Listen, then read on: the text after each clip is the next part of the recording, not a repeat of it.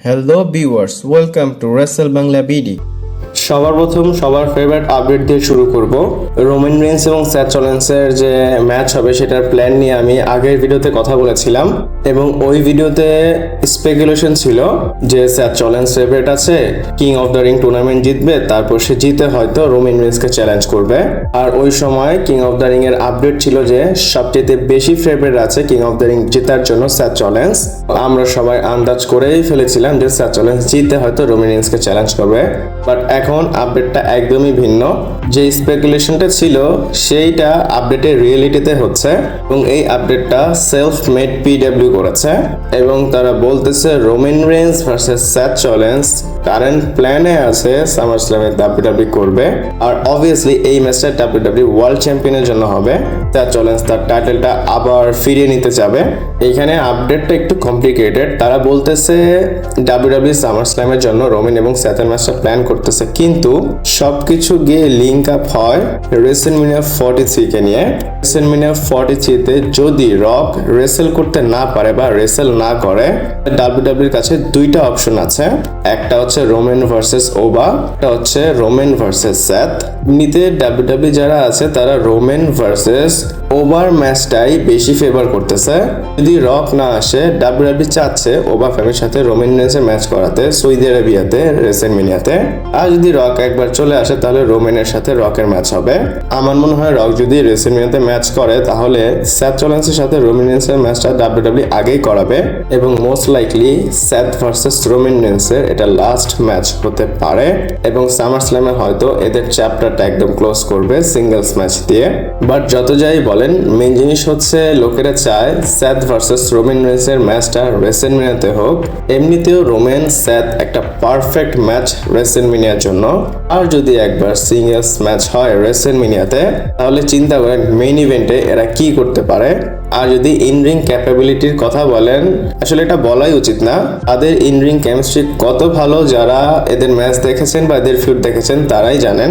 রেসেলমেনিয়াতে যদি Roman Reigns CM পাঙ্কের match এতটা crazy হতে পারে তাহলে চিন্তা করেন এরা যদি রেসেলমেনিয়ার মেইন ইভেন্ট করে স্যাথ এবং রোমান, তাহলে এর থেকে ডাবল ক্রেজি ম্যাচ তারা ডেলিভার করবে। একটাবার চিন্তা করেন, স্পেয়ার মারতেছে, প্যাট্রিক মারতেছে, তারপর স্যাথ রলিন্স ক্রাফ স্টম্প মারতেছে, রোমান রেইন্স সুপারম্যান পাঞ্চ মারতেছে।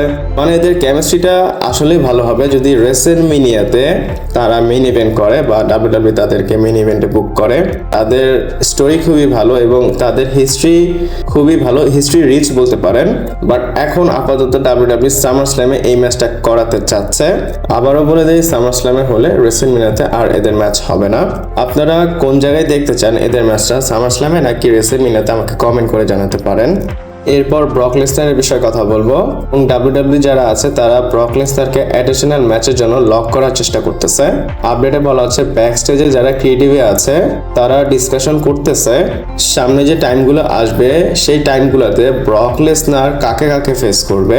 এখানে স্পেসিফাই করা হয়নি সামারস্ল্যামে ব্রক লেসনার রিটায়ার হবে কিনা, বাট এতটুকু বলা হয়েছে ইন্টারনালি তারা সামনে গিয়ে কোন কোন ম্যাচে ব্রক লেসনারকে দিবে এবং নাইট অফ চ্যাম্পিয়নে এক্সপেক্টেড আছে ব্রক লেসনার একটা ম্যাচ পাবে বা ম্যাচ করবে।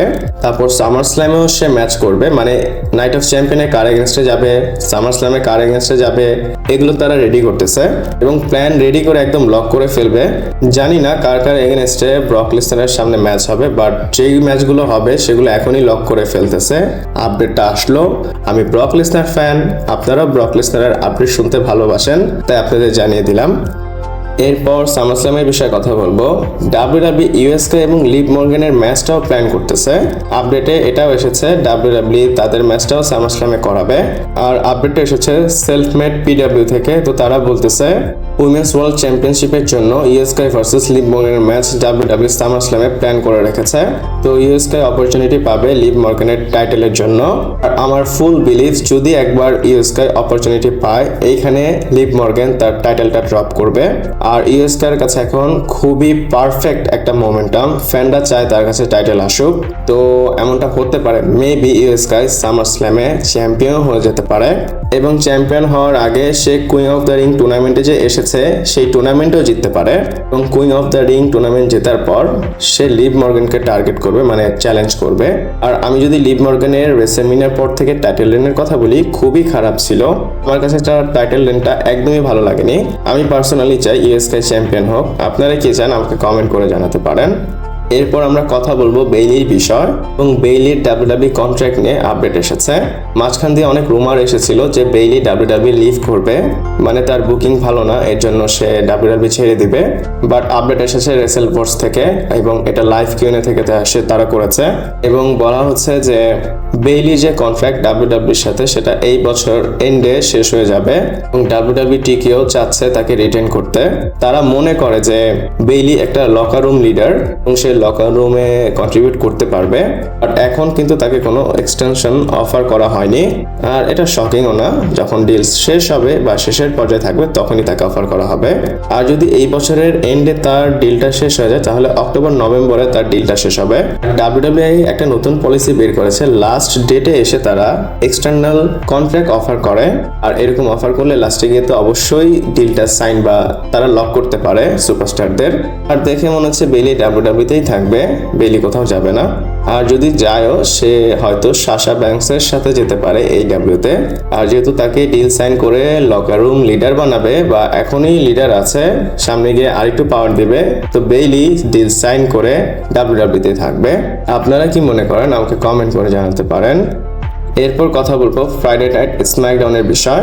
আমি আপনাদের স্ম্যাকডাউন নিয়ে একটা ডেটা বলবো, আর ডেটাটা শুনে আপনারা হয়তো শক খাবেন, আবার অনেকে শক খাবেন না। আপনারা হয়তো এমনটাই এক্সপেক্ট করে থাকেন স্ম্যাকডাউন থেকে।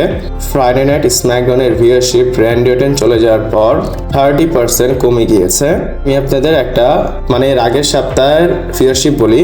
স্পেন থেকে যে স্ম্যাকডাউনের শোটা হয়েছে সেটার ভিউয়ারশিপ এসেছে 1.096 মিলিয়ন, এবং এটার পিছনের শো যদি কম্পেয়ার করি সেটার ভিউয়ারশিপ এসেছে 1.258 মিলিয়ন ভিউয়ার্স।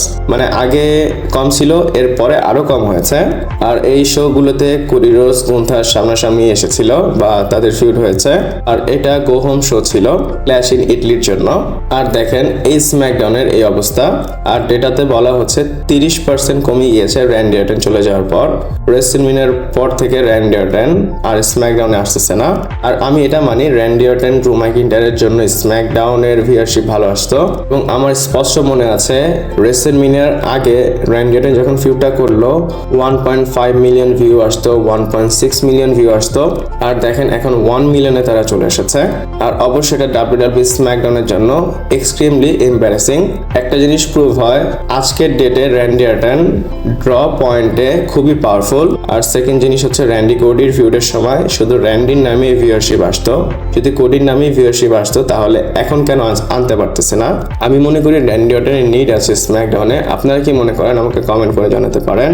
ভিডিওটা এই পর্যন্ত ছিল, ভালো লাগলে লাইক কমেন্ট শেয়ার সাবস্ক্রাইব করে পাশে থাকবেন। পরবর্তী ভিডিওতে আবার দেখা হচ্ছে।